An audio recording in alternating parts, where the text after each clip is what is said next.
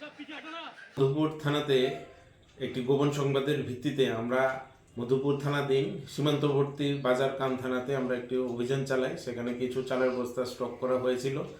মধুপুর থানার officer, police এবং আমি ছিলাম, সাথে বিএসএফও ছিল 49 ব্যাটালিয়নে। তো আমরা এই যৌথ অভিযানে ওখান থেকে প্রায় 163টি চালের বস্তা উদ্ধার করতে পারি, যার বাজার মূল্য আনুমানিক 6 লক্ষাধিক টাকা হবে। স্যার কোন জায়গাতে উদ্ধার করেছেন? এটা কাম থানা বাজারের বাস থেকে আমরা উদ্ধার করেছি।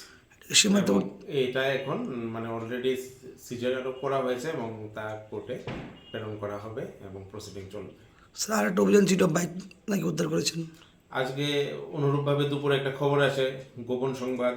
সেই ভিত্তিতে আমরা কুনাবন একটি জঙ্গলের মধ্য থেকে 4টি বাইক আমরা রিকভার করি। এর মধ্যে এগুলি নাম্বার প্লেটও ছিল না। তো এই বিষয়ে আমরা অলরেডি একটা এনকোয়ারি স্টার্ট করেছি। জানা গেল যে এগুলি আগরতলা কোনো স্থান থেকে হয়তো বা চুরি গেছে। তো এগুলি হ্যান্ড ওভার করার উদ্যোগ নেওয়া হচ্ছে। স্যার কোন জায়গাটা পাওয়া গেছে বাইকগুলি? এটা একটা জঙ্গলের মধ্যে কুনাবন অঞ্চলে এখানে রাখা ছিল। হয়তো বা তা কোনোভাবে বাংলাদেশে নিয়ে যাবে বা কোথাও